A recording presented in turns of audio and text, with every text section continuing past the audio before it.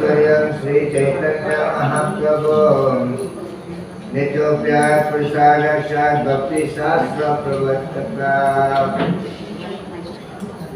सेवम பாராமல்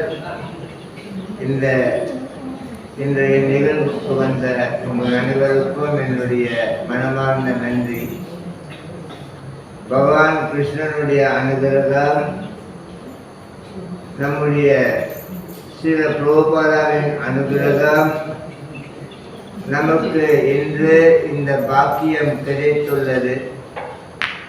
அனைவரும் ஒன்று சேர்ந்து பகவானுடைய புகழாரங்களை உபதேசங்களை காது கொடுத்து கேட்டு நமக்குள்ளே நல்லதொரு பக்தி பரிமாற்றம் பெறுவதற்கு இந்த வாய்ப்பு நல்ல விதமாக அமைந்திருக்கின்றது. எல்லோருக்கும் இந்த வாய்ப்பு கிடைத்து விடாது. பகவானுடைய அனுகிரகம் பெற்றவர்கள், பல பல பிறவிகளில் புண்ணியம் செய்தவர்கள் பொதுவாக பக்தர்களாக மாறுகின்றார்கள். நம்முடைய வேதம் எடுத்துரைக்கின்றது, 100 பிறவிகள் நீங்கள் நல்ல செயல்களை செய்திருந்தீர்கள் என்றால், புண்ணியமான காரியங்களை 100 பிறவிகள் செய்திருந்தால் ஒரு வைஷ்ணவி பக்தராக ஆகுவதற்கு வாய்ப்பு கிடைக்கின்றது. கீதையிலே பகவான் சொல்லுகின்றார், பிரக்யா புண்ணியா கிருதா லோகா உசித்வே சாஸ்வதே சமா சுச்சினாம் ஸ்ரீமதம் கேஹே யோகா பிரஸ்த விஜாயத்தே என்று. கீதையில் 6வது அத்தியாயத்தில் 41வது பதத்தில் பகவான் ஸ்ரீ கிருஷ்ணன் எடுத்துரைக்கின்றார், இந்த பிறவியினிலே பக்தியை முழுமையாக செய்து முடிக்காதவர்கள் அடுத்த பிறவியினிலே நல்லதொரு பக்தர்களின் குடும்பத்தில் பிறப்பார்கள், அல்லது செல்வம் நிறைந்த குடும்பத்தில் பிறப்பார்கள். செல்வத்தை பகவானுடைய சேவைகளில் ஈடுபடுத்தி எந்த இடத்தில் போன பிறவியில் பக்தியை விட்டார்களோ இந்த பிறவியில் அதிலிருந்து தொடர்ந்து தாத்ரா தம்புடி சம்யோகம் லபத்தே பூர்வதேகிகம் ஜகதாச்சி ததா பூய சம்சித்தேன் குரு நந்தனா என்று கீதையில் 6வது அத்தியாயத்தில் 43வது பதத்தில் கிருஷ்ணன் எடுத்துரைக்கின்றார். இம்மாதிரி முழுமையாக பக்தி செய்யாமல் அடுத்த பிறவியில் பிறக்கும் பொழுது எங்க அந்த பக்தியை விட்டார்களோ அதிலிருந்து தொடர்ந்து அவர்கள் என்னுடைய திருவடி வந்து சேருவார்கள் என்று. பொதுவாக நம்ம நிறைய பேர் பெரிய பணக்கார குடும்பத்தில் பிறக்கவில்லை, பெரிய பக்தர்களின் குடும்பத்திலும் பிறக்கவில்லை. இருந்தாலும் நமக்கு இந்த வாய்ப்பு கிடைத்திருக்கின்றது பகவானுக்கு பக்தனாக இருப்பதற்கு. இந்த காரணம், இந்த வாய்ப்பு எப்படி கிடைத்திருக்கின்றது என்றால், பிரபுபாதா நமக்காக அதை உற்பத்தி செய்திருக்கின்றார், உருவாக்கி இருக்கின்றார். இந்த ரீதியிலே மனிதர்களாக பிறந்தவர்களுக்கு அர்த்த பஞ்சக ஞானம் என்று இருக்கின்றது, அது தெரிந்திருக்க வேண்டும். மனிதன் வாழ்வின் லட்சியம் ஒன்று இருக்கின்றது, அர்த்த பஞ்சக தியானம். பஞ்சகம் என்றால் 5 விஷயங்கள் அவர்களுக்கு தெரிந்திருக்க வேண்டும். மனிதர்களாக பிறந்தவர்களுக்கு ஒன்று, ஆண்டவன் அவருடைய நிலை என்னவென்று உண்மையில் தெரிந்திருக்க வேண்டும். ஆண்டவன் யார், அவருடைய உண்மையான நிலை என்ன என்று தெரிந்திருக்க வேண்டும்.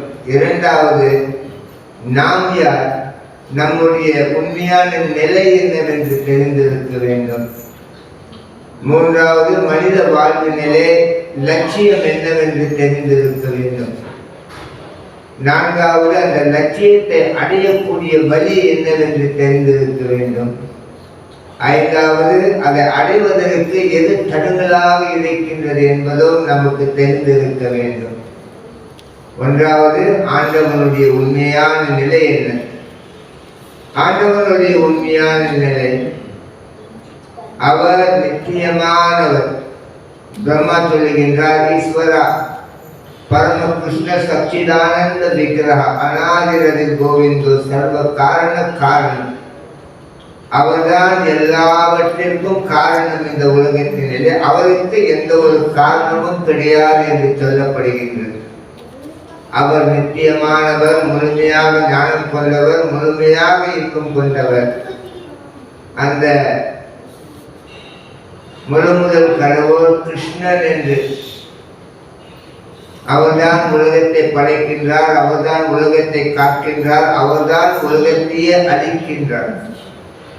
எல்லாம் அவரிடமிருந்து தோன்றுகின்றது.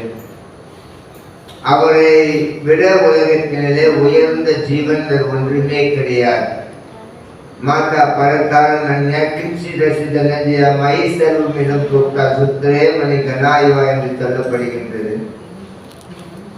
கீதையில் 7வது அத்தியாயத்தில் 7வது பதத்தில் கிருஷ்ணர் எடுத்துரைக்கின்றார், என்னை விட உயர்ந்த சக்தி ஒன்றுமே கிடையாது உலகத்தினிலே. எப்படி முத்துக்கள் எல்லாம் ஒரு நூலில் கோர்க்கப்பட்டிருக்கின்றதோ அதே போல் எல்லாமே என்னில் அடைக்கலம் பெற்றிருக்கின்றது என்று பகவான் எடுத்துரைக்கின்றார். பகவான் கிருஷ்ணனுடைய உண்மையான நிலை என்ன? அவருக்கு ஆரம்பமும் கிடையாது, முடிவும் கிடையாது. அவர் நித்தியமானவர், அவருக்கு அழிவே கிடையாது. அவர்தான் எல்லாவற்றிற்கும் காரணம். அவருக்கு எந்த ஒரு காரணமும் இல்லை என்று நாம் தெரிந்து கொள்ள வேண்டும். அடுத்து 2வது, நாம் யார் என்று தெரிந்து கொள்ள வேண்டும். கீதையிலே 15வது அத்தியாயத்தில் 7வது பதத்தினிலே பகவான் சொல்லுகின்றார், மம வம்ச ஜீவலோகே ஜீவபூதா சனாதன மனசக்ஷன் இந்திரியானி பிரகிருதி ஸ்தானி கர்ஷத்தி என்று. உலகத்தில் உள்ள எல்லா ஜீவன்களும் பகவான் கிருஷ்ணனுடைய அங்க உறுப்புகள், பார்ட் அண்ட் பார்சல். அனைத்து ஜீவன்களும் பகவானுடைய அங்க உறுப்புகள்.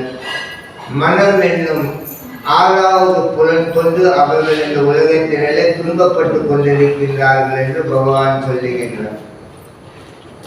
ஆகையினால் நம்முடைய உண்மையான நிலை, நாம் பகவானுடைய அங்கம். அதே நேரத்திலே நாம் பகவானுக்கு சேவை செய்ய பிறந்திருக்கின்றோம். பகவானுக்கு ஈடாகவோ உயர்வாகவோ இல்லை நாம் என்று நம்முடைய உண்மையான நிலையை நாம் தெரிந்திருக்க வேண்டும். 3வது, வாழ்வில் லட்சியம் என்னவென்று தெரிந்திருக்க வேண்டும். பல பேர் உலகத்திலே இது என்னுடைய லட்சியம், இது என்னுடைய லட்சியம் என்று உலகத்த விஷயங்களை பேசிக் கொண்டிருக்கின்றார்கள்.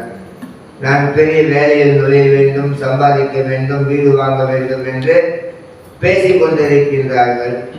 இவைகளெல்லாம் உண்மையான லட்சியம் கிடையாது. காரணம், இவைகள் ஒரு காலகட்டத்தினிலே நம்மிடமிருந்து பிரிக்கப்படும் பொருட்கள். இவைகள் அனைத்தும் வீடாக இருந்தாலும் காராக இருந்தாலும் அவைகளெல்லாம் நம்முடன் சேர்ந்து வரப்போவது கிடையாது.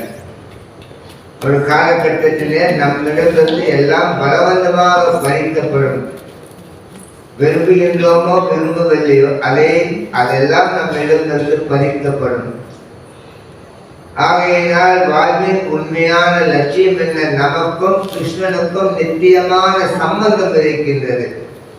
பகவான் சம்பந்த பக்தி அபிதேயாய பிரேம பிரயோஜன பேரத்தின் வஸ்துக்காய. நமக்கும் கிருஷ்ணனுக்கும் உண்மையான சம்பந்தம். இந்த உலகத்தில் மற்ற சம்பந்தம் எல்லாம் தற்காலிகமான சம்பந்தம்.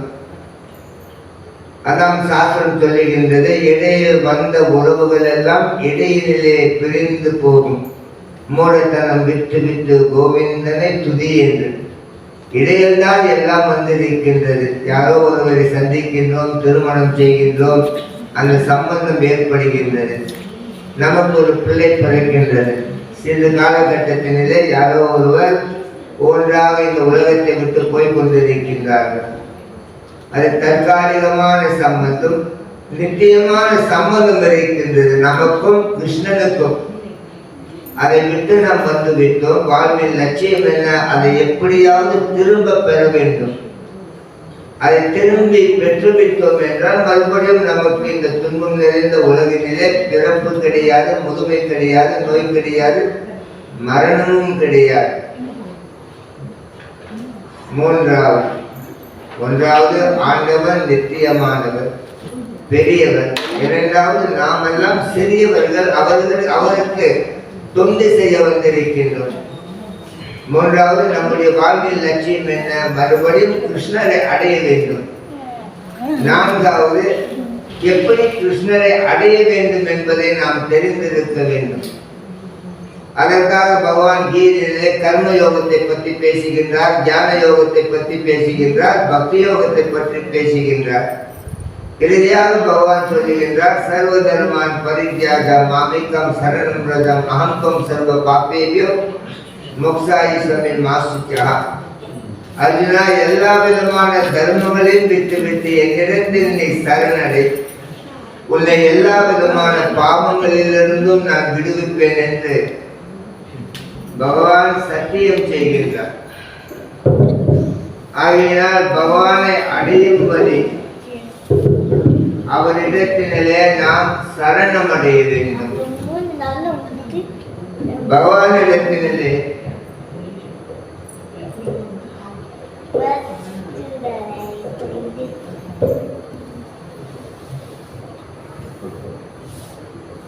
பகவானிடத்திலே நாம் சரணாகதி அடையும் பொழுது நம்முடைய வாழ்வின் லட்சியத்தை நாம் பெற்றுவிட முடியும். உலகத்திலே சரணடையாமல் நாம் எதையும் பெற முடியாது. ஒரு தொழில் எடுத்துக்கொண்டாலும் முழுமையாக அதில் ஈடுபட்டால்தான் அந்த தொழிலிலே நாம் முன்னேற்றம் அடைய முடியும். ஆகையினால் கிருஷ்ணர் சொல்லுகின்றார், அவரை அடையும் வழி, அவரை நாம் சரணடைய வேண்டும். சரணடைய வேண்டும் என்றால் எப்படி? 18வது அத்தியாயத்தில் 57வது பதத்தில் கிருஷ்ணர் சொல்லுகின்றார், சேதசா சர்வ கர்மாணி மயி சந்நியாசி மத்பரஹ புத்தி யோகம் உபாசிதம் அச்சித்தம் சதகம் பவம். அர்ஜுனா, நீ செய்யும் காரியங்கள் அனைத்திலும் என்னையே நீ நம்பி செய், எப்பொழுதும் என்னுடைய பாதுகாப்புக்குள் இரு, என்னை மறவாமல் இருந்தாய் என்றார். உலகத்தில் உள்ள எல்லா விதமான துன்பங்களிலிருந்தும் விடுபெற்று என்னிடம் வந்து சேர்வாய். நான் சொல்வதை கேட்காமல் சொந்த அகங்காரத்துடன் ஆணவத்துடன் நீ வாழ்ந்தாய் என்றால் நீ இருக்கும் இடமே தெரியாமல் போய்விடுவாய். ஆகையினால் பகவானை அடையக்கூடிய வழி சரணடைய வேண்டும். கண்ணா, உன்னை தவிர எனக்கு என் வாழ்வினிலே வேறு யாரும் கிடையாது. இந்த உலகத்தினிலே யார் நமது நண்பன், யார் நமது எதிரி என்று தெரியாத உலகத்தில் வாழ்ந்து கொண்டிருக்கின்றோம். ஆகையினால் நாம் கண்ணனிடத்தில் பேச வேண்டும். உன்னை தவிர எனக்கு வேறு யாரும் கிடையாது. முழுமையாக உன்னிடத்தில் நான் சரணம் அடைகின்றேன். என்னுடைய வாழ்வு உன்னுடைய கரத்தில் இருக்கிறது. அதில் எனக்கு மிக மிக நம்பிக்கை இருக்கின்றது என்று பகவானை நம்பி வாழ வேண்டும். நான்காவது வழி, பகவானை அடையக்கூடிய வழி சரணாகதி. ஐந்தாவது, இப்பொழுது எது தடுங்களாக இருக்கின்றது? கண்ணனை பற்றி நாம் தெரிந்து கொண்டோம், அவர் பெரியவர். நம்மை பற்றி நாம் தெரிந்து கொண்டோம், நாம் சிறியவர்கள். சிறியவர்களின் கடமை என்ன? பெரியவர்களுக்கு சேவையாற்ற வேண்டும். இப்பொழுது வாழ்க்கையில் லட்சியம் என்ன? நானும் கண்ணனும் பிரிந்து விட்டோம், மறுபடியும் ஒன்று சேர வேண்டும், அதுதான் லட்சியம். அந்த லட்சியத்தை அடையக்கூடிய வழி என்ன? நான் கண்ணனிடத்தில் சரணம் அடையணும். இப்ப இதெல்லாம் செய்ய முடியாமல் இருப்பதற்கு என்ன காரணம் என்று நாம் கேட்க வேண்டும். எது தடுங்களாக இருக்கின்றது? நம்முடைய அறியாண்மை தடுங்களாக இருக்கின்றது. ஒண்ணு நமக்கு அறிவு என்றாங்கள, அறியாண்மை என்ன? கிருஷ்ணனுடைய உண்மையான சொரூபம் நமக்கு தெரியல. நம்முடைய உண்மையான சொரூபம் தெரியல, உண்மையான லட்சியம் என்னன்றது முழுமையான நம்பிக்கை இல்லாமல் இருக்கிறோம். அடையக்கூடிய வழி சரணாகதி என்றாலும் சரணடையாமல் இருக்கிறோம். இவைகள் எல்லாம் வந்துட்டு அறியாண்மையினால் நாம் வாழ்ந்துகிட்டு இருக்கிறோம். இது பெரிய தடுங்களாக இருக்கின்றது. கீதையின் 4வது அத்தியாயத்தில் 33வது பதத்தில் பகவான் எடுத்துரைக்கின்றார். திரவியா ஸ்ரேயா திரவியா மயா யக்யா ஞான யக்யா பரந்தபா சர்வ கர்மகிலம் பார்தா. பகவான் எடுத்துரைக்கின்றார், அர்ஜுனா, மனிதர்கள் செய்யும் எல்லா விஷயங்களும் அறிவுடன் செய்வதுதான் சிறந்தது. எது செய்தாலும் அறிவில்லாமல் செய்யக்கூடாது. ஒரு காரை ஓட்டினாலும் அறிவுடன் அதை எப்படி ஓட்ட வேண்டும் என்று தெரிந்து கொள்ள வேண்டும். ஒரு சமையல் செய்தாலும் அறிவுடன் அதை எப்படி சமைக்க வேண்டும் என்று தெரிந்து கொள்ள வேண்டும். வெறுமனமே கொடுப்பதை விட அறிவுடன் கொடுப்பது மிக மிக சிறந்தது என்று பகவான் சொல்லுகின்றார். சில பேர் பக்திக்குள் வருகின்றார்கள், ஆனால் அறிவுடன் அந்த பக்தியை செய்யாமல் இருக்கும் பொழுது அவர்கள் பக்திக்குள் இருந்தாலும் ஒரு குழப்பத்தில் உட்கார்ந்து கொண்டிருக்கின்றார்கள். எல்லாவற்றையும் அறிவுடன் செய் என்று பகவான் சொல்லுகின்றார். பிறகு பகவான் சொல்லுகின்றார், தத்விதி பிரணிபாத்தேன பரிப்ருஷ்ணேன சேவைய உபநிஷந்திதே ஞானம் ஞானினா தத்வ தரிசினா. அர்ஜுனா, ஒரு அதிகாரப்பூர்வமான ஒரு குருவினிடத்திலே சரணடை. அவர் உனக்கு எல்லா விதமான ஞானங்களையும் எடுத்துரைப்பார். காரணம், அவர் அந்த ஞானங்களை பார்த்திருக்கின்றார். யக்யத்வா புனர்மோகம் ஈவம் யசசி பாண்டவா ஏன பூதானே அதிக்ஷேனி திக்ஷமி ஆத்மனி அதோமயி என்று 4வது அத்தியாயத்தில் 35வது பதத்தில் பகவான் சொல்லுகின்றார். இம்மாதிரி அதிகாரப்பூர்வமான ஒரு குருவினிடத்தில் நாம் சரணடைந்து இந்த ஞானத்தை பெறும் பொழுது மறுபடியும் அறியாண்மை என்னும் இந்த உலகத்திற்கு வரமாட்டோம் என்று சொல்லுகின்றார். இந்த ரீதியிலே நாம் இவைகளெல்லாம் சரியாக தெரிந்து கொண்டோம் என்றால் பகவானுடைய அன்பு பெறுவது, பகவானிடத்திற்கு திரும்பி போவது எல்லாமே சுலபமான காரியம். இவை பெருசா கண்ணன் ஒன்றும் கேட்கவில்லை. இங்கு உன் உயிரை கொடு என்று கண்ணன் கேட்கவில்லை, உன் காரை கொடு என்று கேட்கவில்லை, உன் வீடை கொடு என்று கேட்கவில்லை. கண்ணன் என்ன சொல்லுகின்றார்? என்னையே நம்பி வா, என்னுடைய பாதுகாப்புக்குள்ளே இரு, என்னை மறவாமல் இருக்கு. இதுதான் கண்ணன் சொல்லுகின்றார். மிக மிக சுலபம். காரணம், நாம் இந்த உலகத்தில் யாரையோ நம்பி வாழ்ந்து கொண்டிருக்கின்றோம். அதற்காக கண்ணன் சொல்லுகின்றார் 18வது அத்தியாயத்தில் 60வது பதத்தினிலே, ஸ்வபாவ ஜேன கௌண்டேய நிபான்ய ஸ்வேன கர்மண கர்த்தும் நேசிசி என்மோக கரிசியசி அவசோ பிதா என்று. ஸ்வபாவ ஜேன கௌண்டேய என்ற ஸ்வபாவம் கிருஷ்ணன் சொல்லுகிறார். அவங்களுக்கு வந்து ஒரு குணம் இருக்கின்றார். அவங்களுக்கு பிடிக்கிறதோ பிடிக்கலையோ அவங்க அந்த குணத்தின் படிதான் வாழ போற. இந்த உலகத்துல யாருமே இந்த உலகத்துல ஒன்றும் செய்யாமல் ஒரு கணம் கூட இருக்க முடியாது. அவங்க எப்படி வாழ போற? அவங்களோட குணப்படி வாழ போற. அது நீ எனக்காக வாழ்ந்துட்டு போன்ற, நீ பேசாம இருக்க முடியாது, பேசதான் போற, என்னை பத்தி பேசுகின்ற.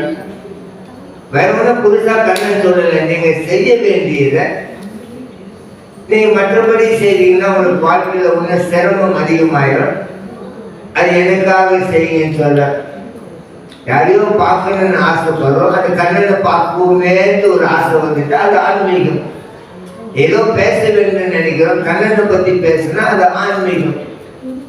எங்கோ போக வேண்டும் நினைக்கிறோம், கண்ணனுடைய கோயிலுக்கு போனா அது ஆன்மீகம். கண்ணன் சொல்றாரு, எதையும் நீ விட வேண்டிய அவசியம் இல்லை அர்ஜுனா. நான் சொன்னாலும் சொல்லாவிட்டாலும் நீ செய்ய போவது செய்யதான் போகின்றார். அது எனக்காக செய்ய என்று பகவான் சொல்லுகின்றார். இந்த விதமாக பகவான் கிருஷ்ணன் உன்னதமான எளிமையான ஒரு உபதேசத்தை கொண்டு வருகின்றார். நாம் அதை குழப்பிக் கொண்டிருக்கின்றோம். மனிதர்கள் எளிமையான உபதேசம். கண்ணனுக்கு நீ கொடுப்பது மறுபடியும் உன்னிடம்தான் திரும்ப போகின்றது. கண்ணனுடைய 64 குணங்களில் கிருத்தজ্ঞான ஒரு குணம் இருக்கின்றது. அப்படி என்றால் கண்ணனுக்கு யாராவது ஏதாவது நன்றி செய்திருந்தால், சேவை செய்திருந்தால் கண்ணன் அதை மறவாமல், நன்றி கண்ணன் அதை மறக்க மாட்டாராம். தேவைப்படும் பொழுது அதை திருப்பி உனக்கு கொடுக்கின்றார் என்று சொல்லப்படுகின்றது. ஒரு ஆற்றினிலே பலராமர், கிருஷ்ணன், மதுமங்கள் எல்லோரும் குளித்து கொண்டிருக்கின்றார்கள். எல்லோரும் துண்டை கட்டி கொண்டு குளித்துக் கொண்டிருக்கின்றார்கள். விளையாட்டு வாக்கினிலே மதுமங்கள் கண்ணனுடைய துண்டை உருவி விடுகின்றார். கண்ணன் இப்பொழுது ஒன்றுமே இல்லாமல் தண்ணிக்குள் இருக்கின்றார்.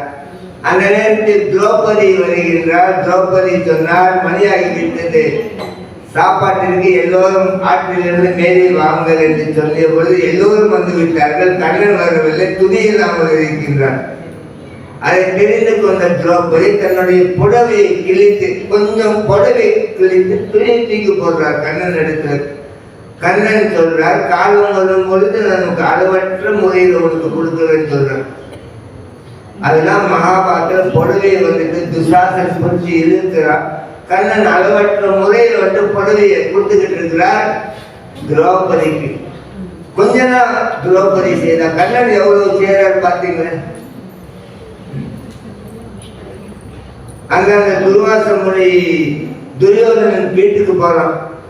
10,000 சீடர்களோட போறான். துரியோதனன் நல்லா அவங்களுக்கு சாப்பாடு பரிமாறி செய்து நல்ல திருப்திப்படுத்துறான் துர்வாச முனியை. துர்வாச முனி சிவனுடைய பக்தர். அவருக்கு கோபம் வந்தா அழிச்சிடுவாரு, ஆனந்தமா இருந்தா எல்லாத்தையும் கொடுத்துருவாரு. சீக்கிரமா கோபம் படுவாரு, சீக்கிரமாவும் மகிழ்ச்சி அடைவாரு. அப்ப அவங்க துரியோதனன் அரண்மனைக்கு போயிருந்த பொழுது துரியோதனன் அவருக்கு நல்ல பரிமாறம் செய்து எல்லாம் சாப்பாடெல்லாம் போட்டு நல்ல வரவேற்பு கொடுத்துட்டான். அப்ப துர்வாச முனி ரொம்ப ஆனந்தமா சொன்னார் துரியோதனன் எடுத்து, உனக்கு ஏதாவது வரம் என்ன கேளுன்ட்டு. அப்ப துரியோதனன் சொன்னா, ஆமா எனக்கு ஒண்ணு வேணும். என்ன வேணும்? அந்த காட்டுல வந்துட்டு வனத்துல பாண்டவர்கள் இருக்கா, இங்க எப்படி நம்மகிட்ட 10,000 சீடர்கள் வந்து சாப்பிட்டு அதே போல நீ அங்க போ. திரௌபதி சாப்பிட்டு முடிந்துட்ட பிறகு நீ வந்துட்டு அங்க போ, இதே சாப்பாடு கீழே, அவ்வளவுதான். ஏன் என்ன நினைச்சா, அவனுக்கு தெரியும் திரௌபதி கையில அக்ஷய பாத்திரம் இருக்கு. அவங்க சாப்பிட்டு கடைசியா சாப்பிட்டு அந்த பானை கழுவிட்டா அது ஒண்ணும் வராது. அதனால அவன் சாப்பிட்டு கழுவி முடிச்சிட்டு பிறகு போனான் துரியோதன். இந்த வேகத்துல போனாக்கா துர்வாச முனி அவங்கள சாபம் விட்டுருவா, அப்ப சண்டை போடாம அவங்க அழிஞ்சிருவாங்க துரியோதனன் அனுப்புறான். துர்வாச முனி போயிட்ட பிறகு சொல்றார், யுதிஷ்டர் இடத்துல 10,000 சீடர்களோடு வந்திருக்கும், எங்களுக்கு சாப்பாடு வேணும். நாங்க முதல்ல போயிட்டு குளிச்சுட்டு வந்துடுறோம், ஆத்தாங்கரையில் போய் குளிச்சுட்டு வந்துடுறோம், தயார் பண்ணி வைங்கன்ட்டு. துரியோதனன் ரொம்ப கவலை ஆயிட்டாரு. துரியோதனன் சொல்றான் திரௌபதி கிட்ட, யுதிஷ்டரன் சொல்றார் திரௌபதி எடுத்து சாப்பாடு தயார்படுத்தணுன்ட்டு. திரௌபதி சொல்றா, நான் தான் சாப்பிட்டு பானை வந்து கழுவி வச்சிட்டேன், அடுத்து ஒன்றும் வராதுன்னுட்டான். இப்ப என்ன செய்யணும்? திரௌபதி கண்ணனுடைய தூய பக்தன், வேற யாரை கூப்பிட்டால வேற யாருமே கூப்பிடுறது. கண்ணன் கோவிந்தனை கூப்பிடுறான், அழுகிறான், கண்ணா நீதான் இதுக்கு ஒரு தீர்வு கொடுக்கணும், 10,000 சீடர்களோட வந்திருக்கா. உடனே கண்ணன் அவன் வந்துட்டார். கண்ணன் வந்து என்ன சொன்னா, திரௌபதி பசிக்குது, எனக்கு கொஞ்சம் சாப்பாடு கொடுங்க. திரௌபதி சொன்னா, நான் உனக்கு கூப்பிட்டதே அந்த ப்ராப்ளம் தீர்க்கலாம், இவனுக்கு சாப்பாடு போற சாப்பாடு உன்னை கூப்பிட்டா நீ வந்து சாப்பாடு கேட்கிறேன்னா. இல்லை கண்ணா, சாப்பிட்டு கழுவி வச்சுட்டு அக்ஷய பாத்திரத்தை. கிருஷ்ணன் சொன்னார், அந்த பாத்திரத்தை கொண்டு வரணும். அதுக்குள்ள ஒரு கிளியர் ஒருத்தி இருக்கு, அழகா சொல்றான். கண்ணனுக்கு ஒரு நாள் உடல்நலம் சரியில்லை, யசோதை தூக்கிட்டு போறான். அந்த டாக்டர் கேட்கிறான், உன் பிள்ளைக்கு என்னன்னு. குகன் கொடுத்த விருந்தை தின்றான், குசேலன் கொடுத்த அவளை தின்றான், சபலை கொடுத்த பழத்தை தின்றான், வீடு வீடாக வெள்ளையும் பாலையும் திருடி தின்றான், இத்தனைக்கும் ஒரு பிடி மண் தின்றான் என்றான். மண்ணே சாப்பிட்டான். அதனால அவனுக்கு பேடி போய்கிட்டு இருக்கு. என்ன செய்ய முடியும்? இந்த இடத்துல திரௌபதி கொண்டு வந்து பானையை கொடுக்குறார். பகவான் ஒரு கீரை இருக்காரு, கீரை எடுத்து வாயில போறாரு, போட்டு பகவானுங்கிற ஏப்பம் விட்டாரு. அங்க குளிச்சுக்கிட்டு இருக்காங்களே துர்வாச முனி 10,000 சரி எல்லாரும் ஏப்பம் விடுறான். எல்லாருக்கும் வயிறு நிறைஞ்சிருச்சு. கண்ணன் சொன்னா பீமா கிட்ட போய் அவனை கூட்டிட்டு வா சாப்பாட்டுக்குன்னா. பீமா போய் சொன்னா அவங்க எல்லாம் சாப்பாடு ரெடி தயாராக்கி எல்லாம் வாங்கினாங்க. அவ துர்வாச முனி சொன்னா அங்க போய் சாப்பிடணும்னாக்கா நமக்கு பிரச்சனை, இங்கிருந்து ஓடிடுவோம்ட்டு அங்கிருந்து ஓடிட்டான். பகவான் பாருங்க எப்படி பக்தர்களுக்கு எப்படி எப்படி பாதுகாப்பு கொடுக்கிறார். ஏன்னா பக்தர்கள் அர்ஜுனன் வந்து ஒரு பெரிய போர் வீரன், அர்ஜுனனை விட சிறந்த போர் வீரன் கர்ணன். பீஷ்மா அர்ஜுனனை விட சிறந்த போர் வீரன், துரோணாச்சாரியா அர்ஜுனனை விட சிறந்த போர் வீரன். அர்ஜுனன் வந்து சிறந்த போர் வீரன் கிடையாது, இவரை விட சிறந்த கர்ணன் இருக்கிறான், பீஷ்மன் இருக்கிறான், அந்த துரோணாச்சாரியா இருக்கிறாங்க. கிருஷ்ணன் வந்து அர்ஜுனனை தேர்ந்தெடுக்கிறாரு, அவங்களை தேர்ந்தெடுக்கல. காரணம் என்ன? என்ன சொன்னாலும் அதை கேட்டு தலையாற்றுபவன் தான் அர்ஜுனன். கிருஷ்ணன் சொல்றதுக்குலாம் சரி சரி சரி சரி சரி. ஆனால் கண்ணனுக்கு அர்ஜுனன் மேல ஒரு தனிப்பட்ட பிரியம். ஆனா அந்த கர்ணனோ பீஷ்மாவோ துரோணாச்சாரியா என்ன சொன்னாலும் முடியாது முடியாது முடியாது. ஆனால் அவர்கள் சிறந்த போர் வீரர்களாக இருந்தாலும் கண்ணன் தேர்ந்தெடுத்தது அர்ஜுனன். காரணம் அர்ஜுனனிடத்துல தன்னடக்கம் விதைக்கின்றது, அடக்கம்.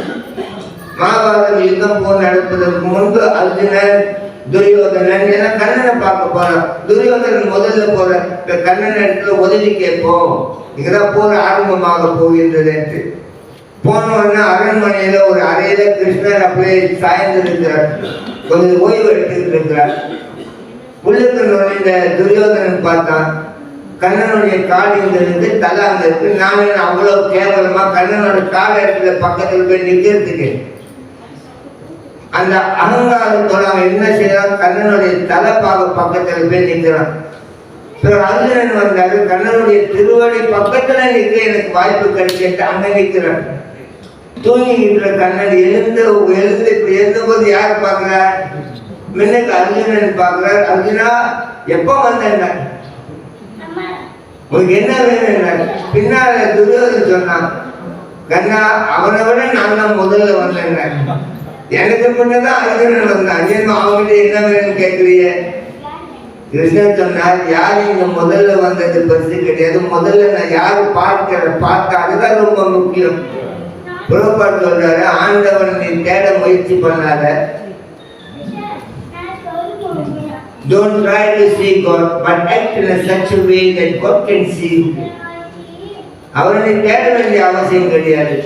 உன்னுடைய நடைமுறை சரியா இருந்தா அவரே உன்னை வந்து பாப்பான்னு சொல்றான். அப்ப கண்ணன் சொன்னார், நான் முதல்ல அர்ஜுனனா பார்த்தேன், நீ முதல்ல வந்திருந்தாலும் பெரிய கதை கிடையாது. நான் பார்த்தது முதல்ல அர்ஜுனன். அது மட்டும் இல்லாம அர்ஜுனன் உனக்கு இளையவன், அவனுக்கு ஒரு வாய்ப்பு கொடுப்போம்.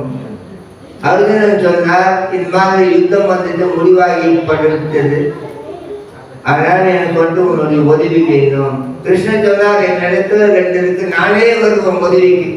நான் வந்தேன்னா தேர் மட்டும் ஓட்டுவேன், போரிடலாம் மாட்டேன்.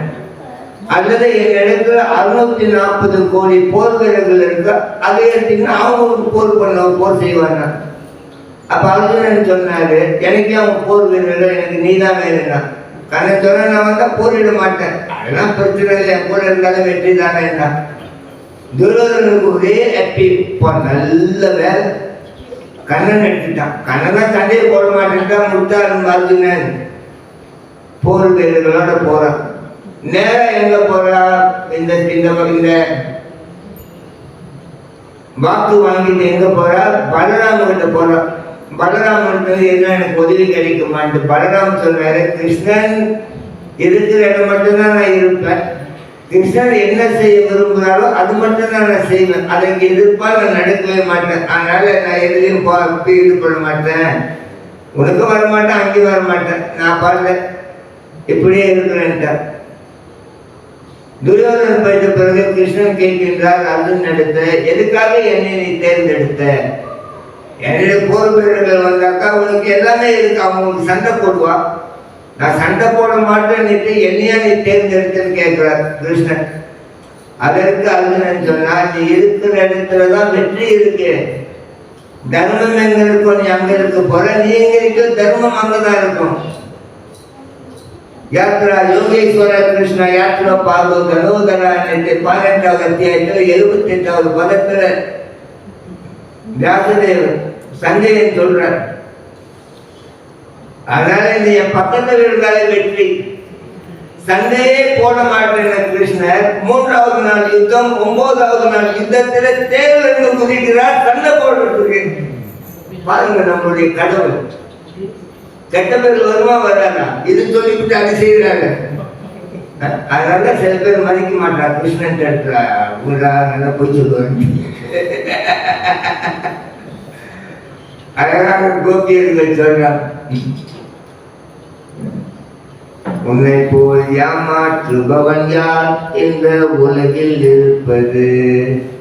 உன்னன் புல்லாங்குழல் சத்தம் எங்கள் மனதை கவரது. எங்கள் குடும்பத்தை விட்டோடி நடு இரவில் வந்தித்தோம். எங்களை நிராகரிப்பது, போலியாய் புறக்கணிப்பது. உன்னை போல் ஏமாற்றுபவன் யார் இந்த உலகில் இருப்பது? போரே செய்ய மாட்டேன். ரதத்திலிருந்து கீழே குதிக்கிறார். ரதத்தோடைய சக்கரத்தை தூக்கிட்டு ஓடுறார். பீஷ்மாவை அழிக்கிறதுக்கு பின்னால் அர்ஜுனன் ஓடுறார். கண்ணா சேர்க்கிறாள் சேர்க்கிறாள் சேர்க்கிறாள் நிறுத்து, கெட்ட பேரு கிடைக்க நிறுத்து. புரியுங்களா? அவ்வளவு உத்தமமான தெய்வத்தை நம்ம வழிபாடு செய்துகிட்டு இருக்கோம். கண்ணன் அர்ஜுனனை அழிக்க முடியல துரியோதனால. கர்ணன் நாகாசுரம் வச்சிருக்கிறான். அந்த நாகாசுரத்தை வச்சு அர்ஜுனனை முடிக்கணும்னு பார்க்கிறோம். அப்ப அந்த நாகாசுரத்தை விடும் பொழுது அது போயிட்டு அர்ஜுனனுடைய கிரீடத்தை தாக்குது. ஏன்னா அந்த நாகாசுரம் வரும்போது கிருஷ்ணன் என்ன பண்ணாரு, தேரை கொஞ்சம் கீழாக்கிட்டார். அது கிரீடத்தை தூக்கிட்டு போகுது. அது அமுக்கணும்னா அர்ஜுனன் முடிஞ்சிருப்பான். அதான் போர் முடிவில் துரியோதனன் சொல்றான், எல்லாமே ஏமாத்தி தான் பண்ணிட்டான். உன்னை போல் ஏமாற்றுபவன் யார் இந்த உலகில் இருப்பது?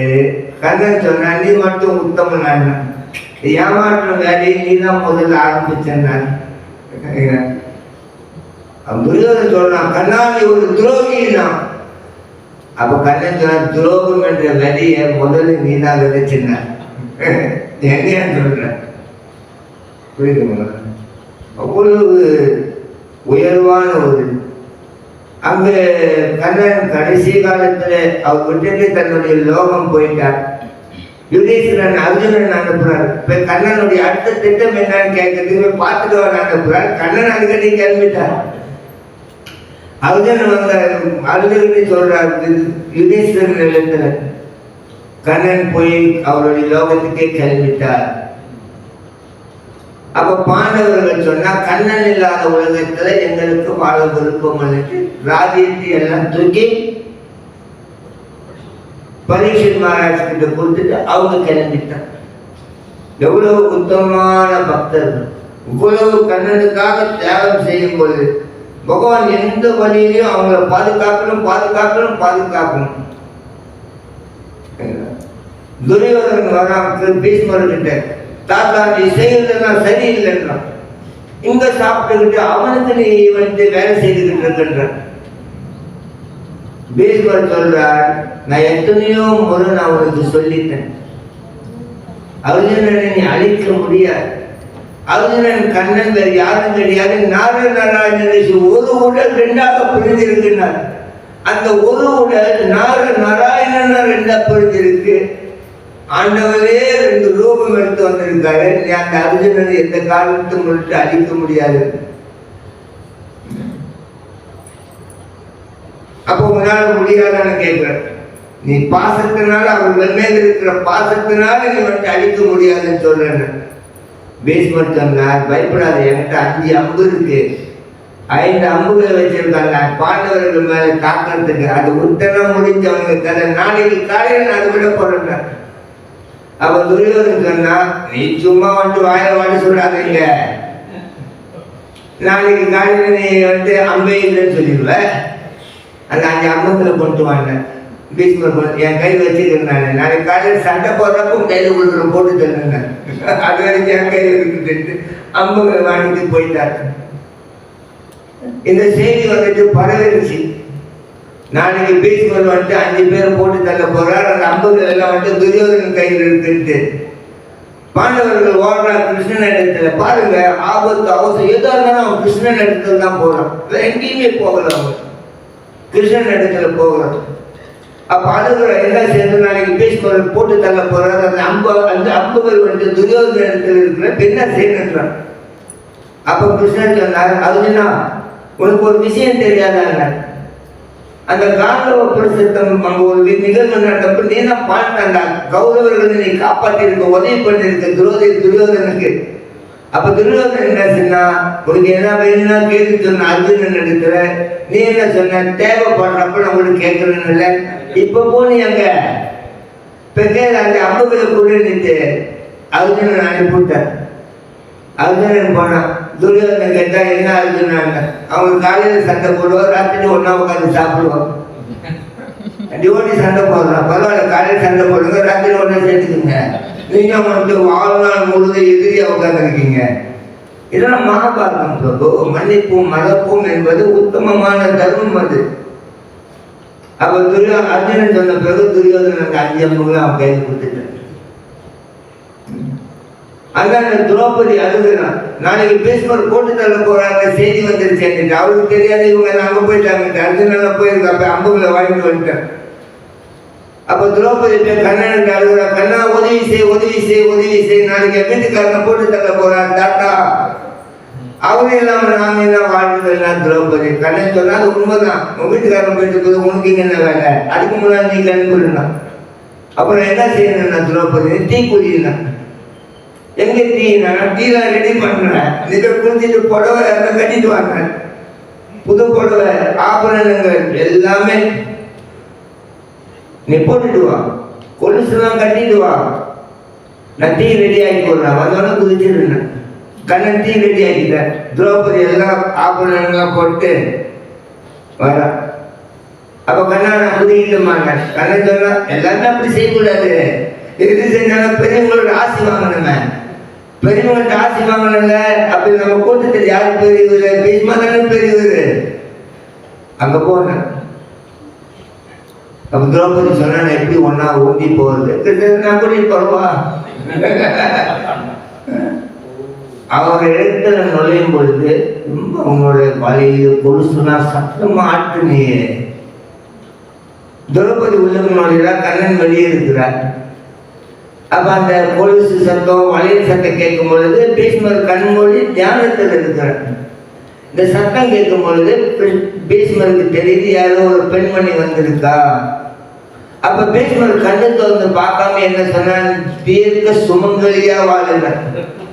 அப்ப திரௌபதி சொன்னா, தாத்தா எப்படி சுமங்கலிங்க, நீதான் நாளைக்கு வீட்டுக்காரனை போட்டு தள்ள போறீங்க.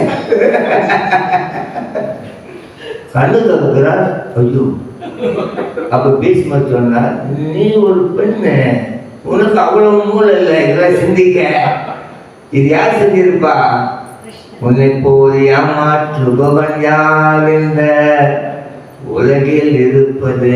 உடனே பீஷ்மர் வேக வேகமா ஓடியாடுறார் வெளியே வந்து கண்ணனை பார்த்து சொன்னார், கண்ணா எல்லாம் உன்னுடைய திட்டம் தான், நான் உன்னை சொல்றேன் நினைக்கிறேன் பீஷ்மர், நீ எவனை கொல்லணும்னு நினைக்கிறியோ அவனை யாராலும் காப்பாற்ற முடியாது, எவனை காப்பாற்றணும்னு முடிவு பண்ணி அவனை யாரும் போட்டு சொல்ல முடியாது. ராக்கி மாதிரி கிருஷ்ணருக்கு, கிருஷ்ணா மாதிரி ராக்கின்னு சொல்லிட்டார் பீஷ்மர். அவ்வளவு கண்ணன் கீழே இறங்கி வர்றாரியா, பாண்டவர்கள் அவ்வளவு தூரம் கீழே இறங்கி வர்ற. ரொம்ப வந்துட்டு இதை பார்த்தீங்கன்னாப்பா மகாபாரத யுத்தத்துல தோல் போட்டு வளர்த்த தாத்தாவை அம்பு விட்டு கொல்லுன்றார் கிருஷ்ணன். புரியுது அவங்களுக்கு? அவங்க அப்பா அம்மா இல்லாம அப்பா இல்லாத வளர்ந்த பிள்ளைங்க இவங்க. சிறு வயதிலிருந்து துரியோதன் எவ்வளவோ திட்டம் போடுறான். சாப்பாட்டுல விஷம் போடுறான், கடலை தள்ளி விடுறான், எதிர்ப்பு போட்டு வீட்டை எரிச்சு கொல்லணும், எல்லாமே கொல்லணுக்கு திட்டம் போடுற. எல்லா நிலைகளையும் கண்ணன் அவங்களை காத்துக்கிட்டு இருக்காரு. பீஷ்மர் வந்து அவங்க பீஷ்மர் வந்து சொல்ற பாண்டவர்களை காக்குறாங்க, துரோணாச்சாரியா காக்குற. அப்ப இவங்களுக்கு தோல்ல வளர்த்து உங்களுக்கு பாதுகாப்பு கொடுத்த பீஷ்மர், துரோணர் இவங்கெல்லாம் போட்டு தள்ளுனா எப்படி போட்டு தள்ள முடியும்? நீ அப்பா அம்மா வந்தப்போ உங்க மாமா உங்க தாத்தா உங்க தோல்ல போட்டு வளர்த்தாருன்னா இப்ப நான் கட்டி குத்துனா குத்துவீங்களா? நீங்க நம்ம செய்வோம் அவங்களுக்கு. ஆனா அர்ஜுனன் இறங்குறாரு யுத்தத்துக்குள்ள. எதுக்காக? ஒரே ஒரு வார்த்தை கண்ணன் சொன்னதுக்காக. எவ்வளவு பெரிய உயர்வான தர்மத்தில் இருக்காங்க. அதனால கிருஷ்ணர் சொல்றார், என்னையே நம்பி உன்னுடைய வேலைகளை செய், எப்பொழுதும் என்னுடைய பாதுகாப்புக்குள்ளே என்னை மறவாமல் இருந்தாய் என்றால் சுலபமாக உலக சோதனைகள் வேதனைகளிலிருந்து தாண்டி விடுவாய். நான் சொல்வதை கேட்காமல் போய்விட்டாய் என்று நீ இருக்கும் இடமே இருந்து இல்லாமல் போய்விடுவாய்ன்னு சொல்லிட்டேன்.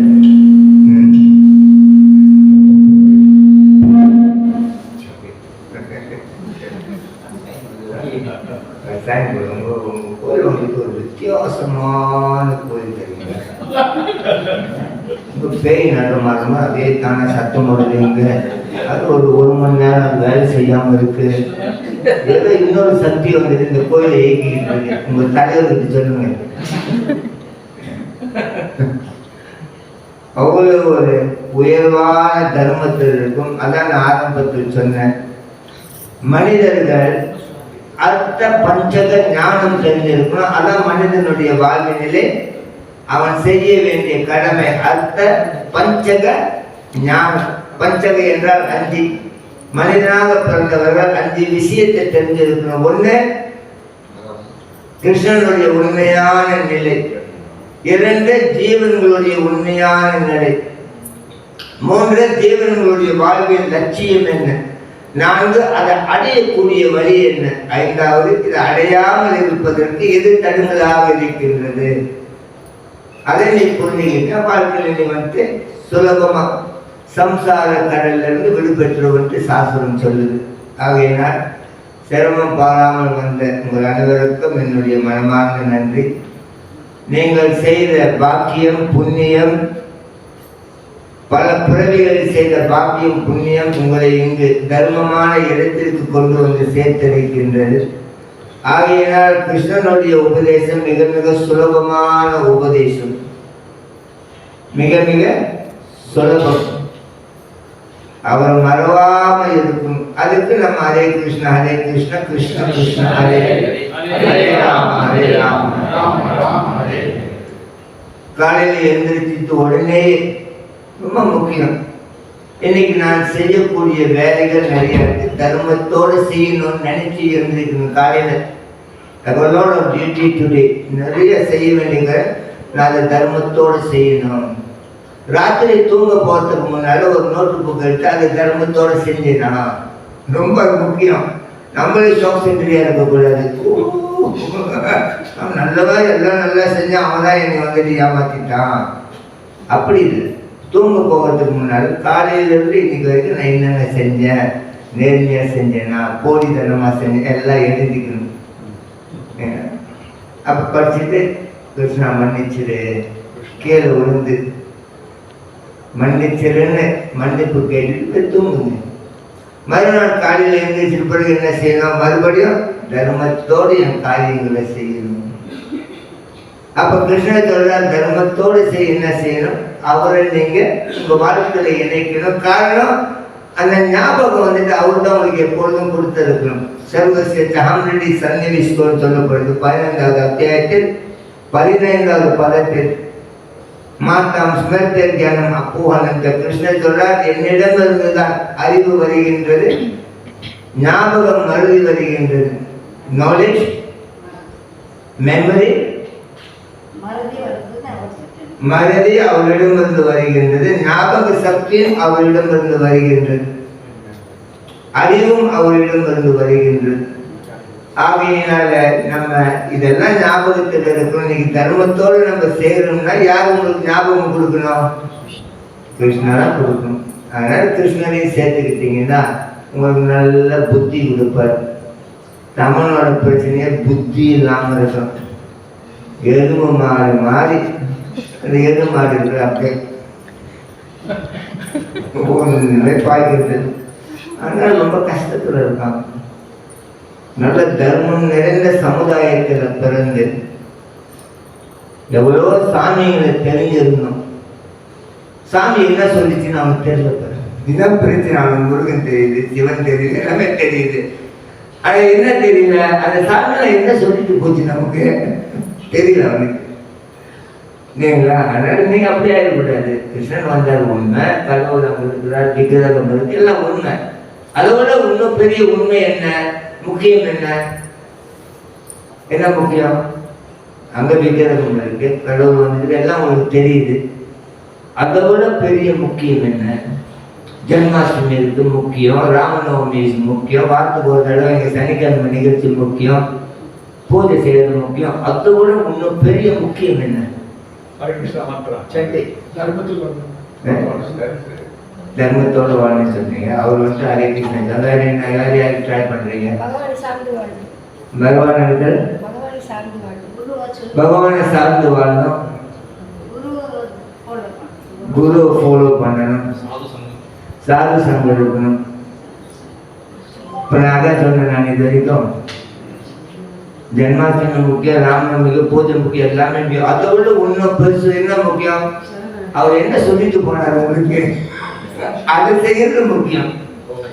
அவங்க எல்லாம் போய் போறாப்போ, ஆனா அவனுக்கு தெரியல சாமிலாம் என்ன சொல்லிட்டு போயிருக்கு. அது தெரிஞ்சாதான் நீங்க அது கூட இருக்க முடியும். கடவுள் கிருஷ்ணன் சொல்லி எனக்கு இது படம் சொல்றேன், அப்ப நம்ம படிக்கிறோம்.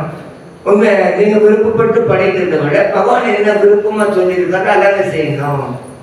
அதான் கிருஷ்ணன் கேட்கிறார் 18வது அத்தியாயத்தில் 72வது பதம். கசி சுத்தாப்பாக கோய் கல்வி நச்சேதசா கசி நக்கியான சமூக புனஸ்தத்தை தனஞ்சயானது. தனஞ்சய அர்ஜுனா, நான் சொன்னதெல்லாம் கவனத்தோட காது கொடுத்து கேட்டியா? இப்போ உன்னுடைய அறியாண்மை சந்தேகம் உன்னை விட்டு விலகிருச்சா? ನಷ್ಟಮೋಹ ಸ್ಮೃತಿ ಲಬ್ಧ ತೋಪ್ರಸಾರನ್ಮಾಯ ವಿಷ್ಟಿತ ಸುತೋಕೃಷ್ಣಗತಿ ಸಂದೇಹ ಕರೆಸಿ வாச்சினந்தவ.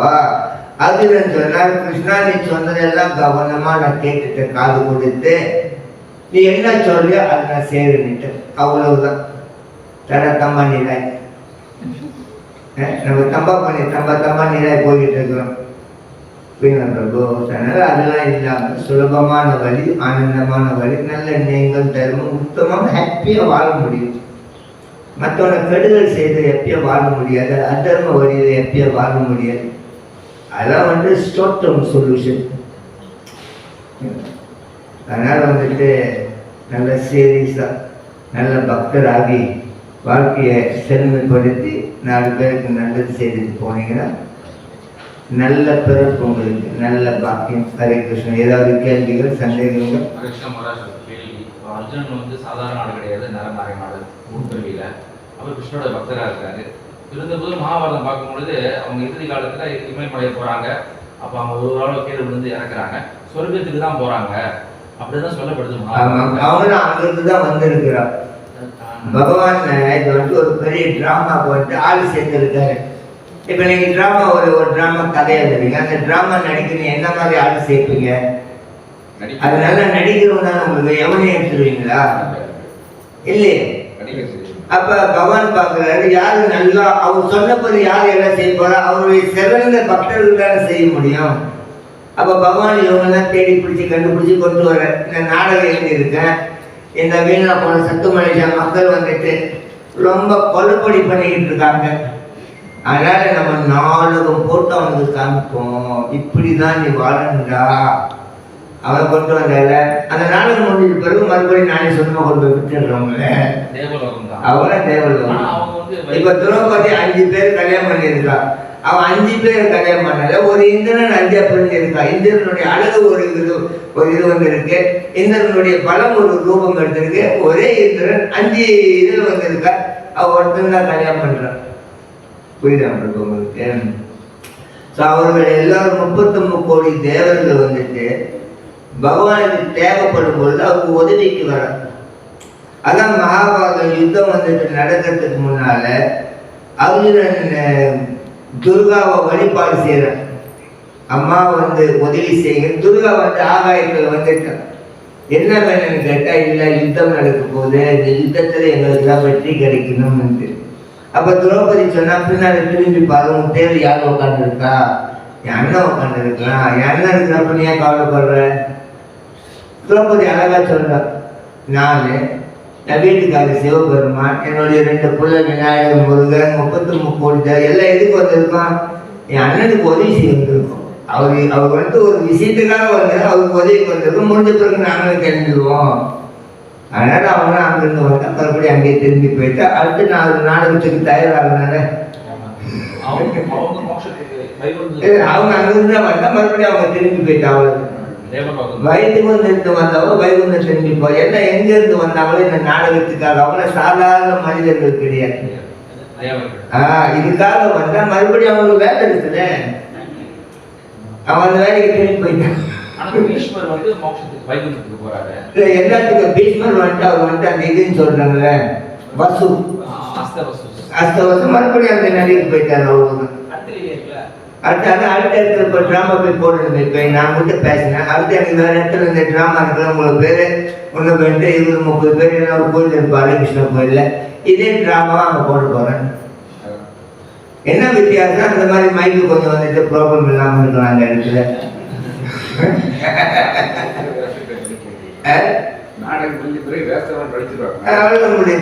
வேஷம் போட்டு நான் வந்து சன்னியாசி வேஷம் போட்டிருக்கேன், நீங்க தாத்தா வேஷம் போட்டிருக்கீங்க.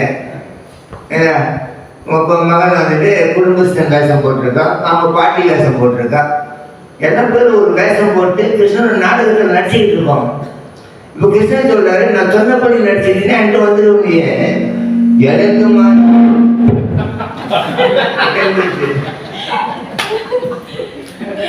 கிருஷ்ணர் ஒரு கதை எழுதியிருக்கார், அதன்படி நடிக்க சொல்றாரு. இப்ப நம்ம என்ன செய்யறோம், நமக்கு அந்த கதை பிடிக்கல, சரணாடி நம்ம புதுசா ஒரு கதை எழுதுறப்ப கிருஷ்ணன் புது கதையை நீ நடிச்சு இங்கே இருந்தது. அவர் தான் எல்லாமே, அவர் தான் டைரக்டர், அவர் தான் ப்ரொடியூசர், அவர் தான் மியூசிக், எல்லாமே கிருஷ்ணன். இப்போ உட்காந்து அவர் நாடகத்தை பார்க்குறார். இவர் ஒழுங்கா சன்னியாசி மாதிரி நடிக்கிறாரா? அது பார்க்குறேன். இவன் ஒழுங்கா குடும்பஸ்தன் மாதிரி நடிக்கிறானே, இப்படிதான் நடிக்க, கல்யாணம் பண்ணா இப்படிதான் இருக்குன்னு சொன்னேன். அவன் அப்படி இல்லை, அப்போ அவன் ஃபெயிலு. அடுத்த நாடகத்துக்கு மறுபடியும் ட்ரெயின் பண்ணி விடுவோம். அப்படிதான் நடிக்கணும். எல்லாம் நாடகம் மேலே அதில் எங்கும் நடிகர் கூட்டம். ஒரு வேஷம் போட்டிருக்கோம். ஒரு நாள் சின்ன பிள்ளை வேஷம் போட்டேன், அப்புறம் வந்துட்டு ஒரு பேச்சுலர் வேஷம் போட்டேன், அப்புறம் ஒரு குடும்பஸ்தன் வேஷம் போட்டேன், அடுத்தது ஒரு தாத்தா வேஷம் போடுவேன், அடுத்தது ஏமாற்றிக்கிட்டு முடிஞ்சு. புதிய உறவுகளை தேடி அலைந்தேன், சோர்வில் எனக்கு உதவார் என்று, ஆனால் மேலும் நிறைந்தது துன்பம் இவ்வுலக உறவுகளால் என்று. புதுசா நம்ம உறவு தேடுறையா, கஷ்ட காலத்துல நம்ம உதவி செய்வாங்க. ஏன் கல்யாணம் பண்றோம்? நம்ம தலையெடுத்தா உண்மையா அவங்களுக்கு மொத்து வாங்கிட்டு அவங்களுக்கு நீ சாப்பாடு சம்பாதிச்சு தலையெடுத்தா. ஏன் நமக்கு கஷ்ட காலம் இருக்கும்போது அவன் பக்கத்துல இருந்து உதவி செய்வான்னு நம்மள கல்யாணம் பண்றோம். புள்ளி பெற்று போட்டா அது கஷ்ட காலத்தில் நம்மளை பார்த்துக்கணுது. ஆனா இப்ப என்ன நினைக்குது, புதிய உறவுகளை தேடி அலைந்தேன், சோர்வில் எனக்கு உதவார் என்று, ஆனால் மேலும் நிறைந்தது துன்பம். இப்ப கல்யாணம் பண்ணா ப்ராப்ளம் கொஞ்சம் குறையிட்டு என்னாச்சு, தம்பா பிள்ளைங்களை பத்து போட்டு அதுல வந்து கொஞ்சம் உதவி செஞ்சு இப்ப என்னாச்சு, இன்னும் தம்பா. மேலும் நிறைந்தது உலக துன்பம், கடுமையான உழைப்பு, தேவையில்லா மன அலைச்சல், சிற்றின்ப ஆசை, காமன் காட்சிய தீயில் கரைந்தேன். உலக மக்களை நம்பி வாழ்ந்தேன், உறையும் இறைவன் அன்பை மறந்தேன். முதுமை நோயின தீண்டிய பொழுது ஆதரவற்று தனியே நின்றேன். பிள்ளை எங்கே, தாளம் எங்கே, நட்பு எங்கே, உறவு எங்கே, தாய் எங்கே, தந்தை எங்கே, மரணப்படுக்கையில் தனியே கிடந்தேன். உண்மையா இல்லைங்களா? உண்மையான கஷ்ட நேரத்துல அவங்க உதவிக்கு இருக்கணும்.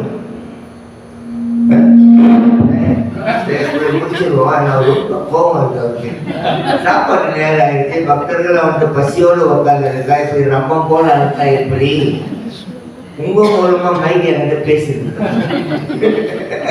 ஹரே கிருஷ்ணா. ஜெய் ஸ்ரீல பிரபுபாத் கி ஜெய். நிதாய கௌர பிரமநந்தே.